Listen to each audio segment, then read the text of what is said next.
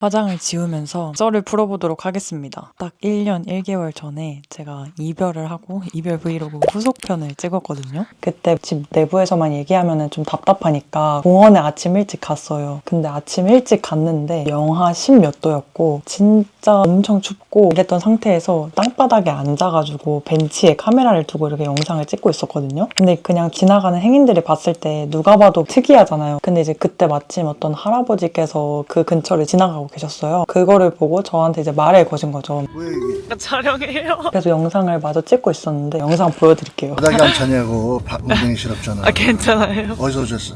저요? 네. 저 서울. 서울 어디? 지금 몇 학년이에요? 그 나이 물어보시는 거죠? 대학교 졸업했어요? 네 졸업했어요. 그 엉덩이가 시릴 텐데 그래 날이 엄청나게 추운 날인데 내 만난 것도 인연인데 연락처를 하나 주시죠. 연락 저요? 왜요? 저기 봄이 돌아오니까 네. 이제 머지않아 내가 백색양 뭐 입고 백구도 신고 중절모 쓰고 다니는 사람인데 만난 기념으로 난 맥주를 좋아하는 사람이에요. 여의나루 가면 돗자리 펴놓고 네. 앉아서 먹는 사람이에요. 그리고 먹은 거 싹 다 정리해서 나갈 때 쓰레기에다 다 버려지고 다니는 사람이에요. 거기다 어지럽고 다니는 사람이 아니에요. 전 성격이 할 거 아니에요. 맥주 안 마셔요. 그 주말에 사람도 저녁에 놀러 와요. 젊은이들. 괜찮아요. 거기 아주 좋아요. 아주 넓고 유람선이 떠다니고 그냥 주말에 보드가 막 다니고 술을 배우셔야지 한 잔씩 이렇게 하고 그래야지. 맥주는 아주 전혀 못하셔? 네 맥주 못해요. 아이고 그 동료분들하고 앞으로 이제 직장 생활하면 만나서 한 잔씩 또 하고 그래야지. 네. 그렇죠? 그쵸. 네, 좋은 하루 보내요. 네 좋은 하루 보내세요.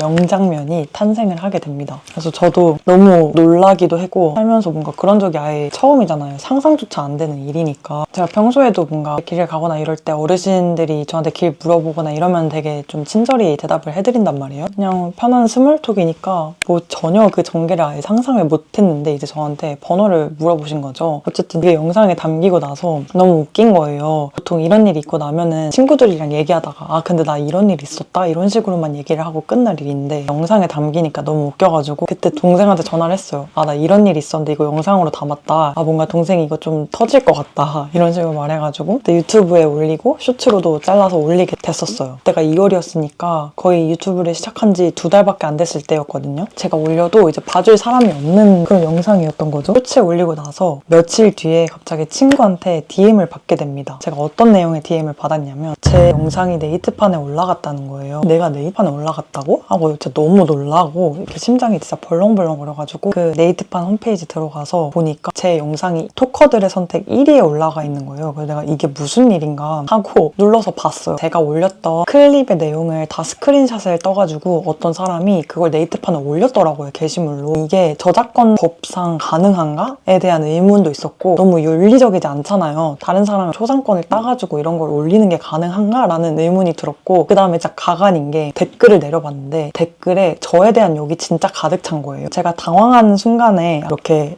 네?